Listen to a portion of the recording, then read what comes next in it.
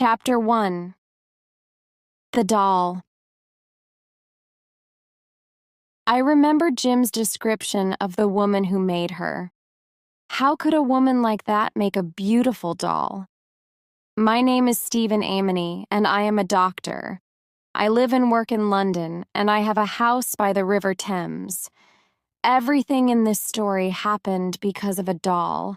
It is a strange story, but true. It began on an October day 3 years ago. I can remember it clearly. The early morning sun was shining on the river when I left my house.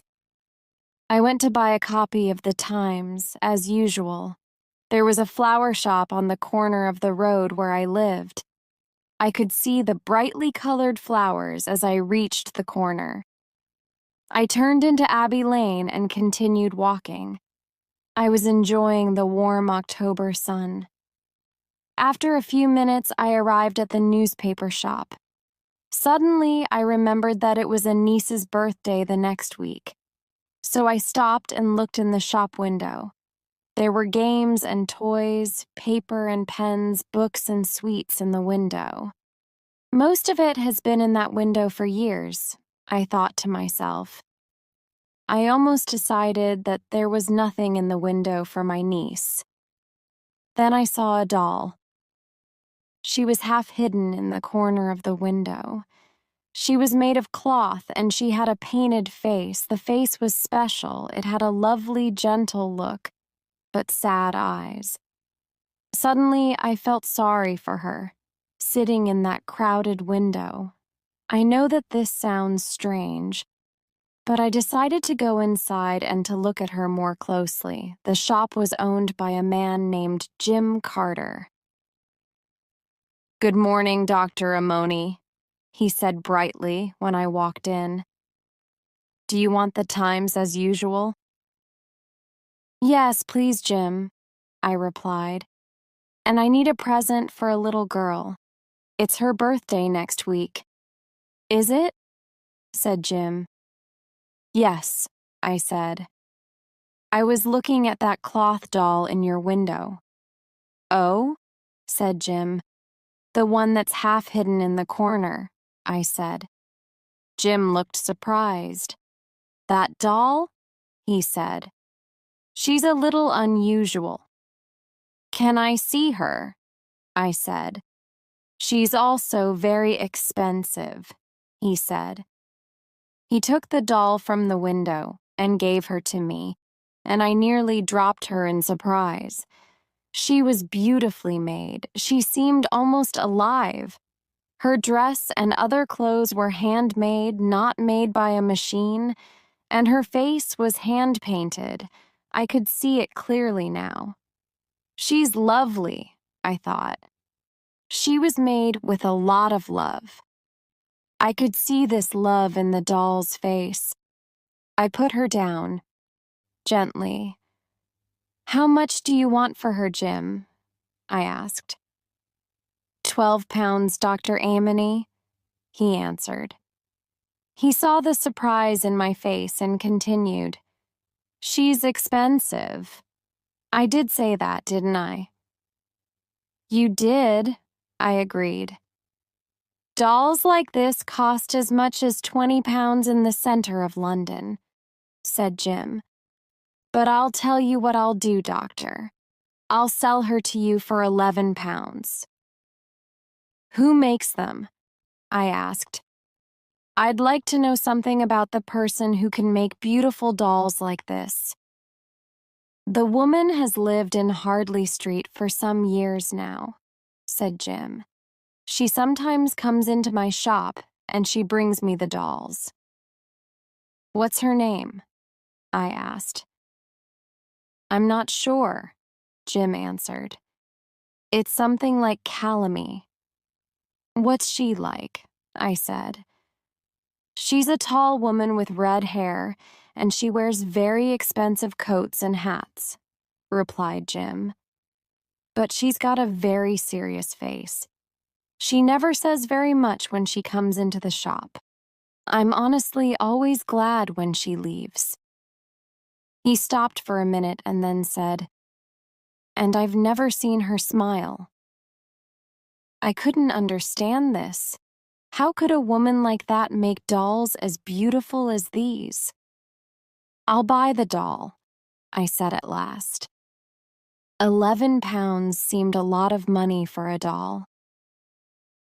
As I counted out the pound notes, I felt a little silly. Yes, the doll was a present, but I knew the real reason for buying her. I didn't want to leave her in that shop window. I took the doll home and put her in my small bedroom. She seemed to fill the room with her loveliness. I carefully put her into a box. Then I covered the box with brown paper. Later, in the afternoon, I went to the post office and posted it to my niece. In the following days, I could not stop thinking about the doll, or about the gentle face and the sad eyes. I remembered Jim's description of the woman who made her. How could a woman like that make a beautiful doll? It was difficult to believe. So, who was she? I wanted to know, but the weather got cold and wet. Children in the area became ill, and I was suddenly very busy. I soon forgot about the woman and the doll. One day, a few weeks later, my telephone rang. A woman's voice said, "Is that Dr. Amoni?" "Yes, it is," I said. "Do you visit people who can pay for your visit?" the woman asked. "Yes, sometimes," I replied. "How much does it cost?" she asked. The voice sounded unpleasant. The woman seemed to think that money was more important than the sick person. "A visit will cost 5 pounds," I replied. "Oh," she said. "But if you really can't pay, then I don't ask for the money," I said. "That's all right," she said. "I can pay 5 pounds. "What's your name?" I asked. "Rose Calumet," she answered. "I live in the house next to the cake shop in Hardley Street. My rooms are on the second floor." "I'll be there soon," I told her. I arrived at the house next to the cake shop in Hardley Street 10 minutes later and went up the stairs. They were narrow, dirty, and badly lit. As I reached the top of the stairs, a door opened. "Dr. Amoni?" said the unpleasant voice. "Yes," I said. "Please come in," she said. "I'm Rose Calumet." She was a tall woman, between 45 and 50 years old. She had red hair, dark eyes, and a bright, shiny red mouth. We went into the front room. It was a cold, ugly room, and the furniture was cheap and badly made.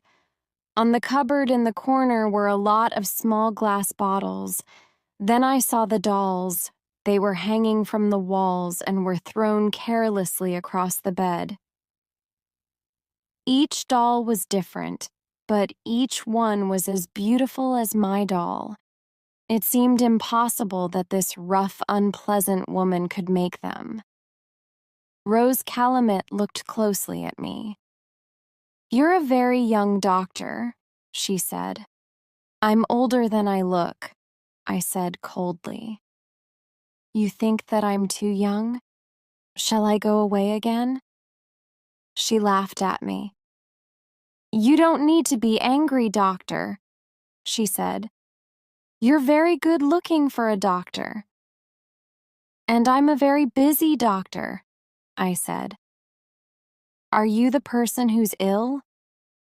"No, it's my niece," she replied. "She's in the back room. I'll take you to her." Before we went in, I had to know about the dolls. "Do you make these dolls?"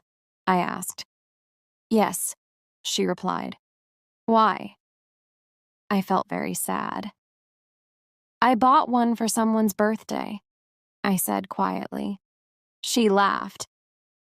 And I'm sure that you paid a lot of money for it, she said. She took me to a smaller room at the back and started to open the door.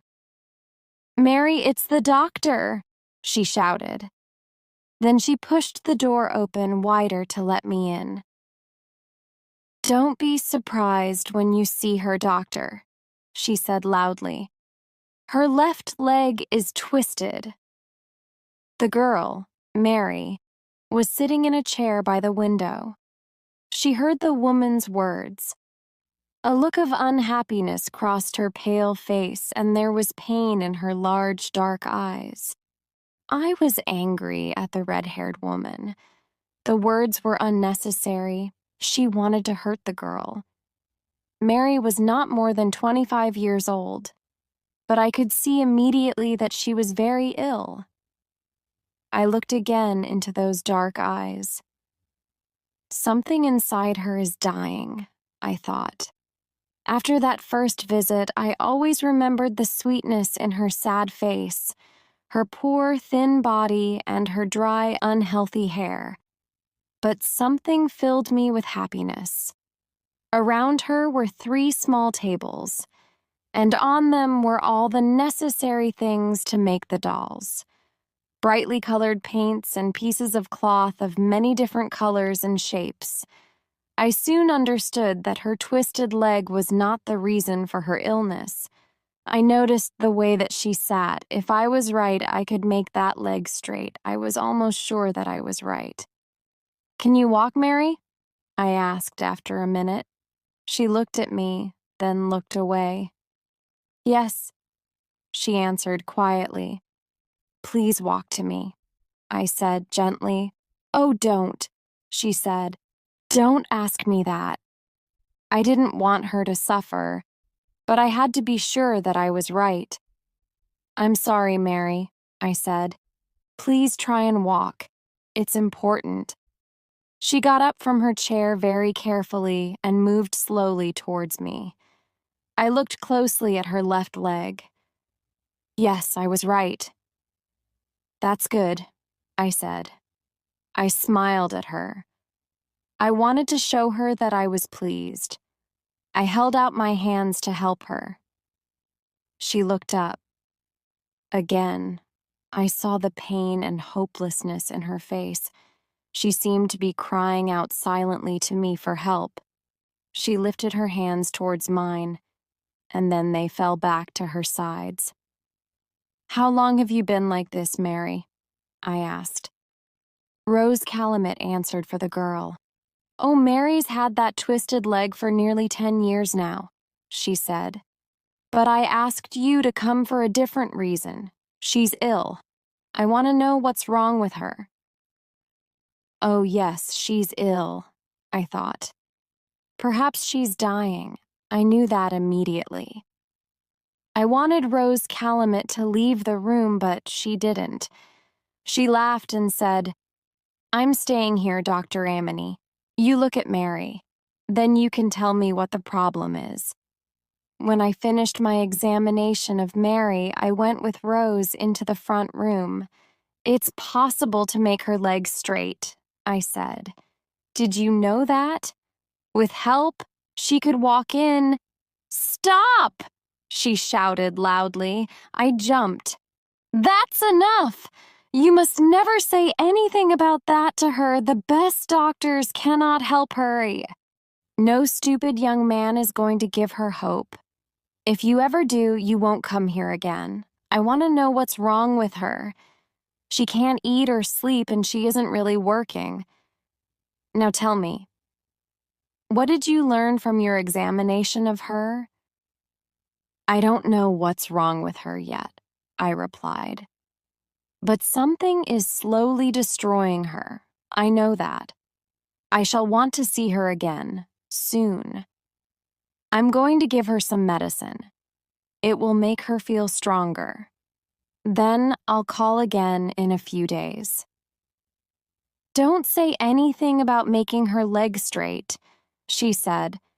Do you understand? If you do, I'll get another doctor. All right, I said.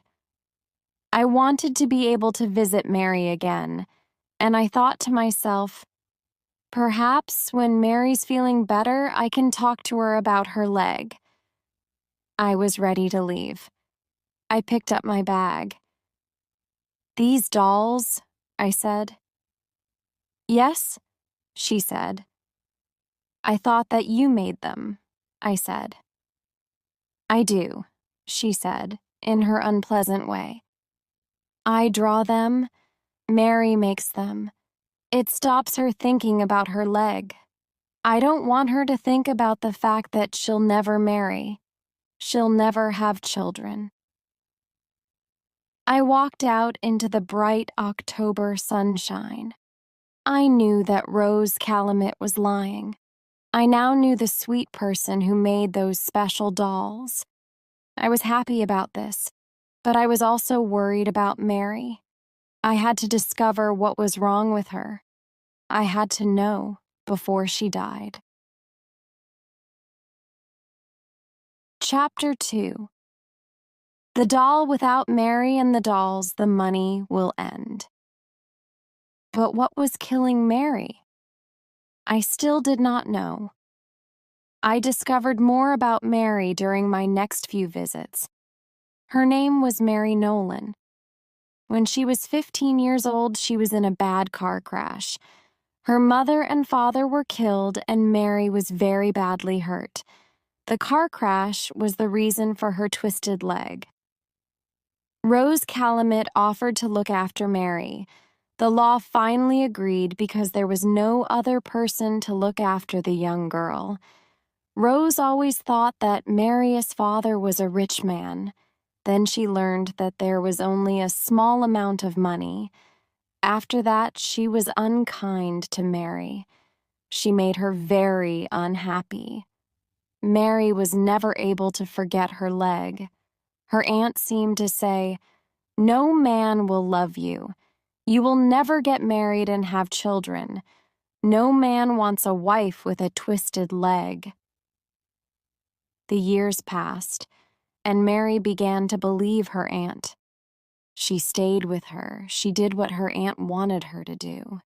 She could see no reason to leave her aunt, so she lived an unhappy life without hope. Then Mary started to make the dolls. Rose Calumet saw how lovely the dolls were. She soon realized that she could sell them for a lot of money.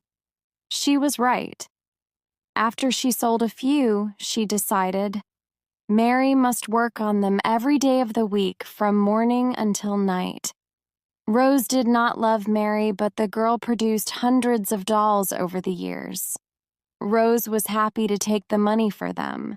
But now Mary was ill, and Rose immediately said to herself, "Without Mary and the dolls, the money will end."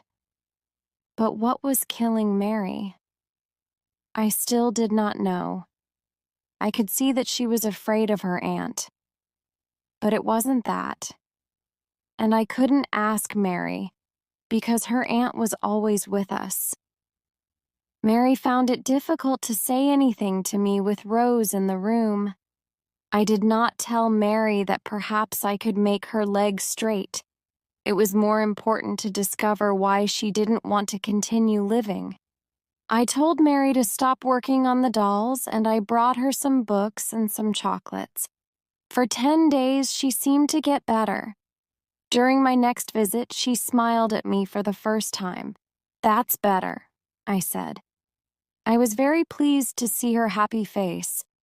"You must leave the dolls alone for another 10 days. I don't want you to work. I want you to rest, sleep, and read. Then we'll see." But I could see that Rose was unhappy at these words.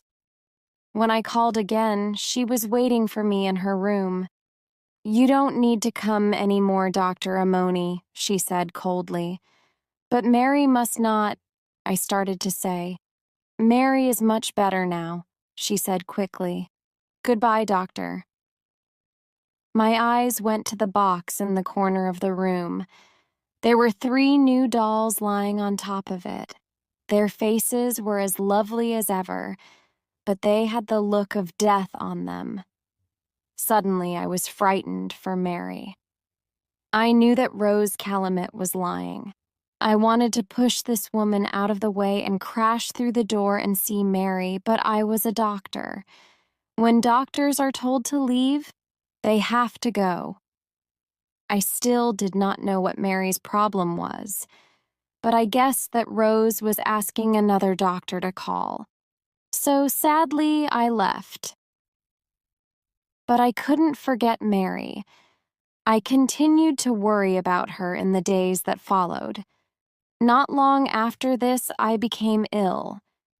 It wasn't much at first, but as the days passed, it seemed to get worse.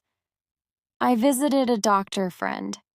"I can find nothing wrong with your body," he said. "Perhaps you work too hard." But I knew that this wasn't the reason. I continued to get worse. I didn't want to eat and I lost weight. I began to look thin and pale. I felt tired, but I didn't sleep well at night. I sometimes dreamed that I saw Mary. She was calling to me for help, while Rose Calumet was holding her in her ugly arms. I thought about Mary all the time. I wasn't able to help her, I thought. She wanted me to help her, and I did nothing. One night, I couldn't sleep at all. I walked up and down my room, thinking about myself and my illness. It seemed that I was suffering from the same illness as Mary. Suddenly, I knew what was wrong. I was in love with Mary Nolan. And because I couldn't look after her, I felt ill and unhappy. I know why Mary's dying, I thought. She's dying because nobody loves her. Nobody in the world is giving her hope for the future. Her mother and father are dead. Her aunt only keeps her because she makes money from Mary's dolls. Mary has no friends, and she feels ugly because of her leg. Her life is empty, except for the dolls. I have to see her. I have to speak to her for a few minutes alone, or she'll be lost to me forever. I thought about this all through the night, and the next morning I telephoned Jim Carter at his shop. "This is Dr. Amity, Jim," I said. "Will you help me?" "I'll do what I can for you, doctor," Jim said. "You saved my son's life last year, and I'll never forget that. How can I help you?" "Thanks, Jim," I said. "Do you remember Mrs. Rose Calumet, the doll woman?" "Yes, of course," said Jim. "When she comes into your shop again, I want you to telephone me. Then have a long conversation with her," I said. "I need 20 minutes, all right?" "All right," said Jim. "Good," I said. "Thanks, Jim. I'll remember this for the rest of my life." I was worried about a telephone call while I was out. So each evening I put my head round the door of his shop, but he just shook his head. There was no news. Then one day, at 5 o'clock in the afternoon, the telephone rang. It was Jim. He just said, "She's here." I ran to the house where Mary lived. When I got there, I ran up the stairs. Luckily, the door was not locked, and I hurried through into Mary's room. She looked so thin now and very ill.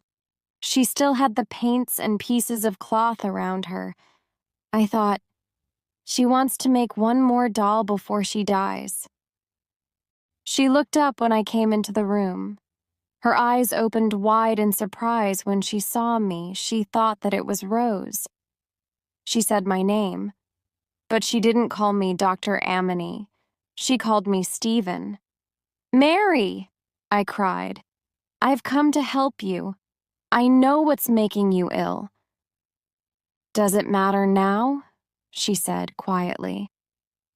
"There's still time, Mary. I said. I know your secret. I know how I can make you well, but you must listen to me while I tell you. She just closed her eyes and said quietly, No, don't say anything, please. Leave me. I don't want to know. The end is near now. I sat down and held her hand. Mary, please listen to me, I said gently. When children are growing up, they receive love from their family.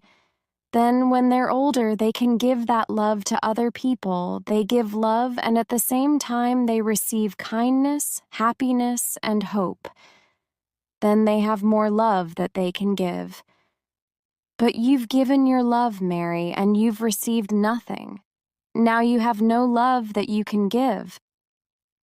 I was not sure that she could still hear me, but I wanted her to live so much. I had to continue. It was your aunt, I said. She took away all your hopes for love and happiness, and later, I continued, she did a worse thing. She took away your children. I looked at Mary. Have I killed her? I thought. The one person who loves her?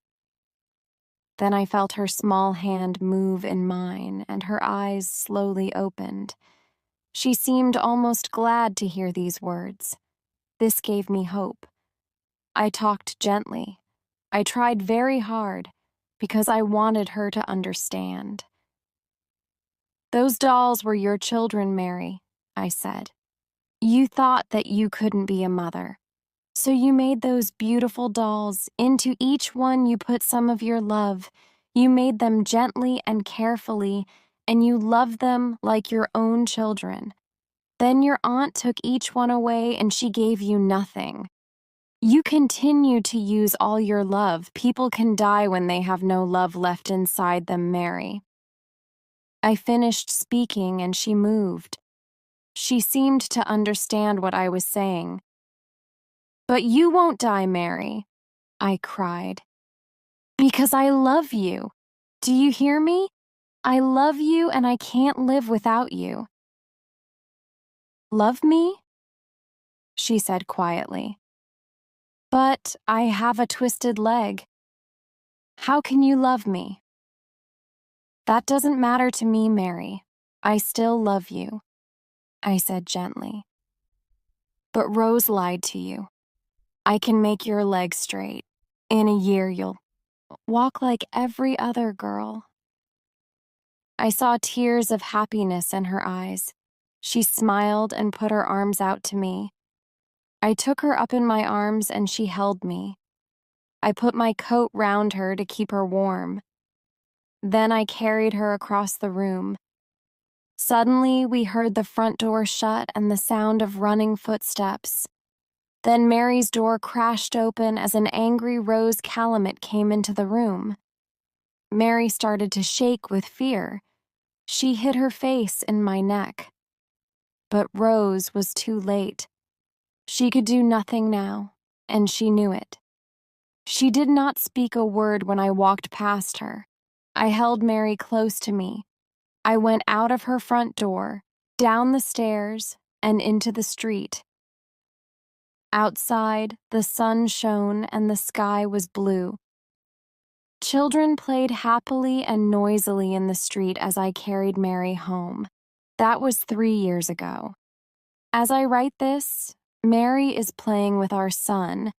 Our second child will arrive in a few weeks. Mary doesn't make the dolls now. She doesn't need to make them. But I silently thank the day when I first fell in love with the beautiful doll in Jim Carter's shop window.